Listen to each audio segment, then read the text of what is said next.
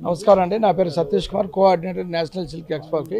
గ్రామీణ హస్తకళ వికాస్ సమితి అనే ఒక సొసైటీ స్టార్ట్ చేసి వీవర్ సొసైటీ, దానికి జగేష్ కుమార్ గుప్తా అనే ఆర్గనైజర్. ఇప్పుడు 27 నుంచి 2వ తరగతి సత్సాయి నిగమ్ శ్రీనగర్ కాలనీలో ఎగ్జిబిషన్ స్టార్ట్ అయింది. దీన్ని ఇనాగ్రేషన్ చేయడానికి మన మేడం గారు, ప్రజెంట్ ఎమ్మెల్యే కొలో సుజాత మేడం గారు వచ్చి ఇనాగ్రేషన్ చేస్తే చాలా సంతోషమైన విషయం. మేడం గారు స్టేట్ గవర్నమెంట్ తరఫున వీవర్స్కి ఎన్నో రకాలు మనకు హెల్ప్ చేస్తున్నారు. ఇది సొసైటీ అనే తరపుతో వాళ్ళ సపోర్ట్తో, గవర్నమెంట్ సపోర్ట్తో కూడా మేము ఎగ్జిబిషన్ జరిపిస్తాం. ఇక్కడ ఏమంటే ప్రతి స్టేట్ నుంచి ఇప్పుడు మనం తెలంగాణ ఎత్తుకుంటే గద్వాల్ అని, పోచంపల్లి అని, ఆంధ్రప్రదేశ్ మంగళగిరి, కలంకారీ, వెస్ట్ బెంగాల్ నుంచి అయితే boutique, tussar silk, Madhya Pradesh, UP Banaras, Chanderi silk, ప్రతి స్టేట్ నుంచి ఇప్పుడు రాజస్థాన్ బెడ్షీట్స్, హౌస్ బెడ్షీట్స్ అన్ని రకాలు ఇక్కడ 1/4 ఇప్పుడు ఒకే రూఫ్ కింద తీసుకొచ్చి పెట్టాము. ఇప్పుడు పెద్ద పండుగ, మ్యారేజెస్ సీజన్ కాబట్టి ప్రతి ఒక్కటి హైదరాబాద్ నివాసుల నుంచి మమ్మల్ని మా దగ్గర పర్చేజ్ చేసి మమ్మల్ని సంతోషంగా జయప్రదం చేసి పంపించాలని కోరుతున్నాను. ఇది 27వ తేదీ నుంచి 2వ తేదీ వరకు, మండే వరకు, morning 11 AM to 8 PM. Thank you.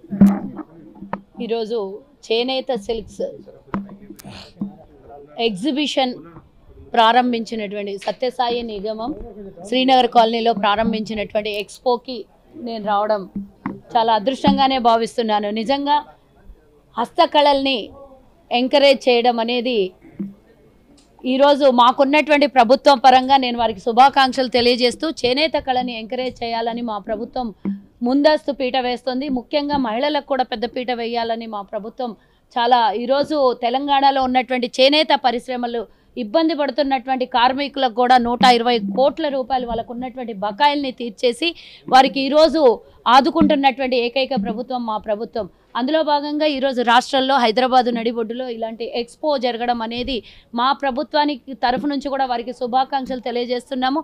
వివిధ రాష్ట్రాల నుంచి వచ్చినటువంటి బనారస్, యూపీ, గుజరాత్, ఇలా కలకట, డిఫరెంట్ ప్లేసెస్ నుంచి వచ్చినటువంటి ఈ ఎక్స్పో నిర్వహిస్తున్నటువంటి నిర్వాహకులు, ఈ ఆర్గనైజర్స్కి, మరి గుప్తా గారు నిర్వహిస్తున్నటువంటి ఈ ఆర్గనైజేషన్కి, మరి వారి యాజమాన్యానికి కూడా శుభాకాంక్షలు తెలియజేస్తున్నాను. ఎందుకంటే అసలుకి భారతదేశంలో స్వతంత్రం మొదలైనప్పుడు చేనేత కార్మికుల్ని ఎంకరేజ్ చేసింది, చేనేత అంటే నేతన్నలకి ఎంకరేజ్ చేసి, ఆనాడు మహాత్మా గాంధీ కూడా మరి నేతను వడికినటువంటి దారం పోగుని వడికినటువంటి గాంధీ మహాత్ముడి భారతదేశంలో ఉన్నటువంటి మనము వీళ్ళని ఎంకరేజ్ చేయడం చాలా ఇంపార్టెంట్. ముఖ్యంగా మా ప్రభుత్వాన్ని తీసుకుంటే గతంలో స్వతంత్రం వచ్చినటువంటి సమయంలో కూడా మరి ఇలా వస్త్రాలని అంటే విదేశీ వస్త్రాలని బహిష్కరించి దేశంలో తయారైనటువంటి నేతన్నల వస్త్రాలని వేసుకోవడం అనేది ఆనాటి ఉద్యమంలో భాగమైంది. ఆ రోజు నుంచి ఈ రోజు వరకు మా ప్రభుత్వం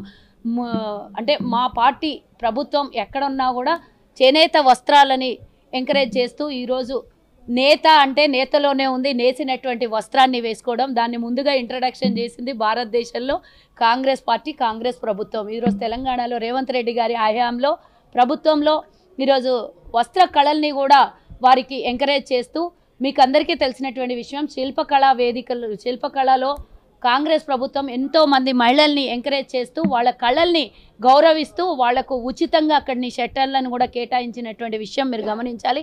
వివిధ రాష్ట్రాల నుంచి వచ్చినటువంటి ఈ కళల్ని ప్రోత్సహించి వారి వ్యాపారాన్ని కూడా అభివృద్ధి చేసుకోవడం కోసం మన తెలంగాణలో హైదరాబాదులో ఈ కళ కోసమే కాకుండా వారి వ్యాపార రీత్యా మరి వారి పెట్టినటువంటి స్టాల్లో ఈరోజు మా ప్రభుత్వం ఎంకరేజ్తో పాటు మా రాష్ట్రంలో కూడా మీకు అంటే స్వేచ్ఛతో పాటు మీరు వ్యాపారం చేసుకోవడానికి పూర్తి స్థాయిలో ప్రభుత్వం కూడా ఎంకరేజ్ చేస్తుంది. ముఖ్యంగా మహారాష్ట్రలో నేసినటువంటి పోచంపల్లి ఇక్కత్ ఏదైతే ఉందో దాన్ని కూడా మేము దృష్టిలో పెట్టుకొని వెంకటగిరి, పోచంపల్లి ఇలాంటివి ఏవి ఉన్నా కూడా గద్వాల్ చీరలు, ముఖ్యంగా మా తెలంగాణ నేతన్నలకి ఇష్టమైనటువంటి గద్వాల్ చీరలకు కూడా ప్రాధాన్యతనిస్తూ వివిధ రాష్ట్రాల నుంచి వచ్చినటువంటి ఇక్కడ స్టాల్లో వ్యాపారం చేస్తున్నటువంటి వారికి అందరినీ కూడా గౌరవిస్తూ ఈ వ్యాపారం బాగా జరగాలి, మీ కళని ఎంకరేజ్ చేయాలి. మాలాంటి మహిళలు కూడా చాలామంది ఇన్స్పైర్ అవుతారు.